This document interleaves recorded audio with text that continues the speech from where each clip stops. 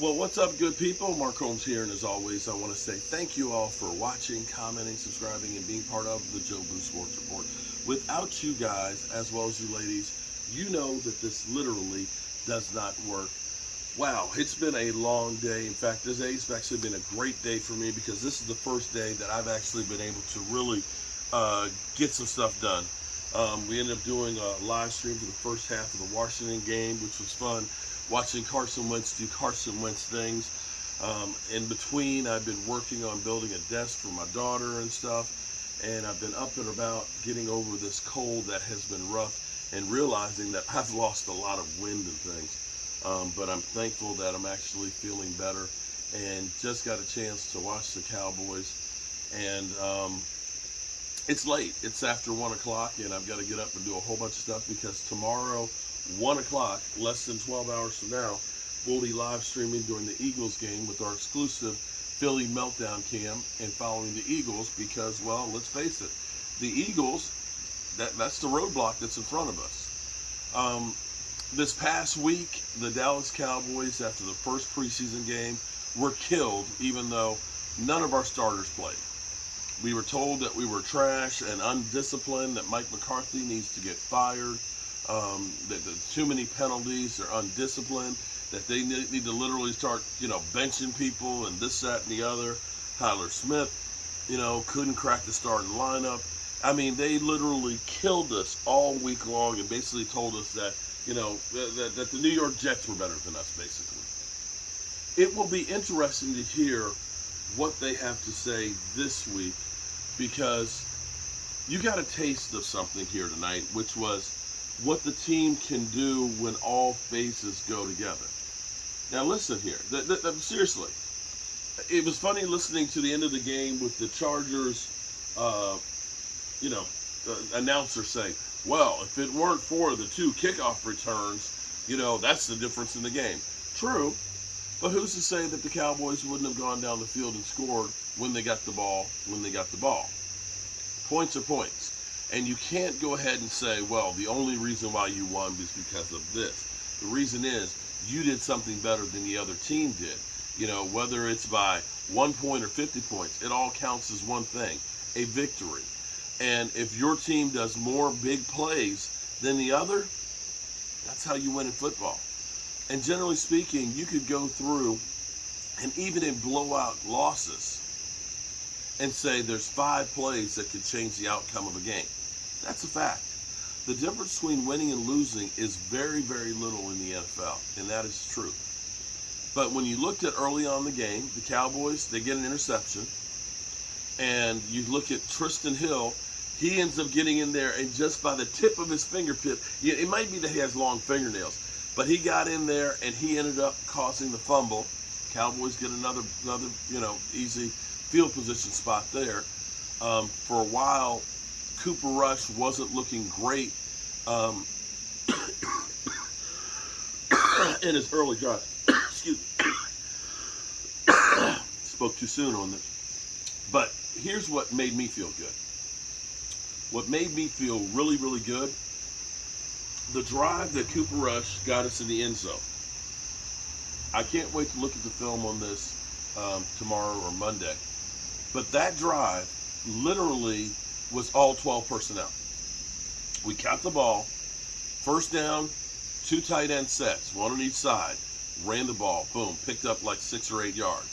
Second play, 12 personnel, boom, picked up the first down. The next play, we had the tight ends both on the same side, right?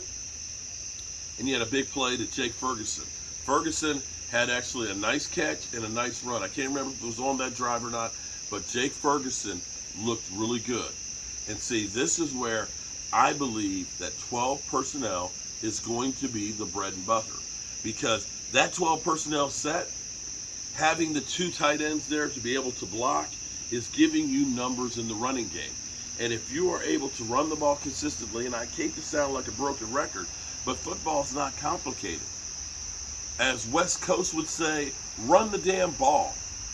Because once you start running the ball, all of a sudden, play action works because you're sucking in the linebackers, you're holding them. Your safety, he's diving in there worrying about run support. And that's when you get some easy looks, especially when you look at the Cowboys and say, our weakness is we don't have a lot of wide receivers. 12 personnel, you only got 2 wide receivers there. But you potentially have 5 pass catchers. So if you've got to strengthen Dalton Schultz and a Jake Ferguson and a Tony Pollard, those become your de facto wide receivers.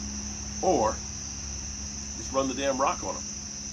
Either way, you're going to be able to do some damage. And that's what they were actually able to do on that drive. But let's be clear here.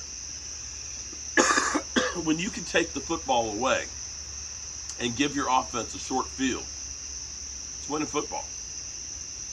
Things that I love seeing, and this is going to be hard because the Cowboys, the work of right now, between now and Tuesday, Cowboys got to get rid of 5 players.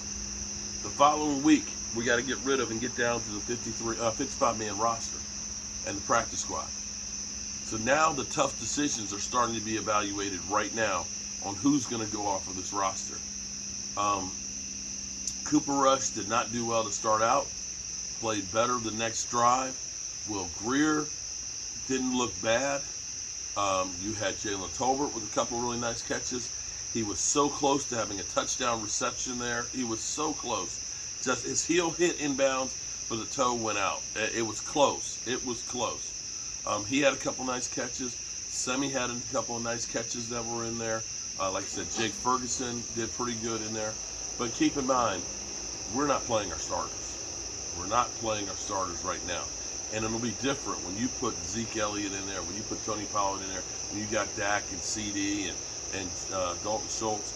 This team could do a lot of really good things. But again, let's look at what they did well. They cut the penalties in half.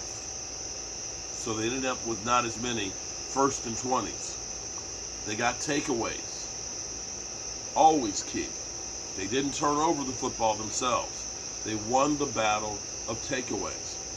They won the battle of hidden yardage, which is special teams. The 2 kick returns. Turpin is a beast. I guarantee you that Catboy's going to be walking down the sidelines, pulling up his pants. Yeah, we signed that guy from the USFL dirt cheap. The defense is fast and physical. They're protecting their quarterbacks by getting their ass to the quarterback.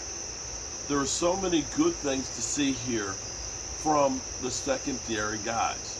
And now knowing that, okay, maybe we're not in as bad a shape as we think. Were there problems? Yes. Tyler Smith had 1 penalty or 2. I can't remember. But he also road graded a lot of guys. Pancake block. Josh Ball, I saw him with a couple of bad blocks in there and looking a little bit lost, but I saw him with a couple of decent ones. The defensive front, they're moving around really good and flying to the ball. The secondary, Kellen Joseph had 1 really great play, but then he also had some really bad ones. And I'm not sure that Kellen Joseph did much to help himself. I'm not sure that Nashawn Wright did a lot to help themselves tonight. Bland actually gave up. Bland has been getting a lot of love recently, but Bland gave up a bad play in there. So my final thoughts here, because I am kind of tired and I'm probably just going on and on, is it's preseason. And preseason is like the first month of the year. Don't get too excited about what you see. Don't all of a sudden go ahead and say we're going to the Super Bowl because we played a great preseason game. Don't do it. Don't do it. Because we're not necessarily as good as we played tonight, and we're not as bad as we played last week. We're somewhere in the middle. Okay? And when the season starts, understand September is feel it out month.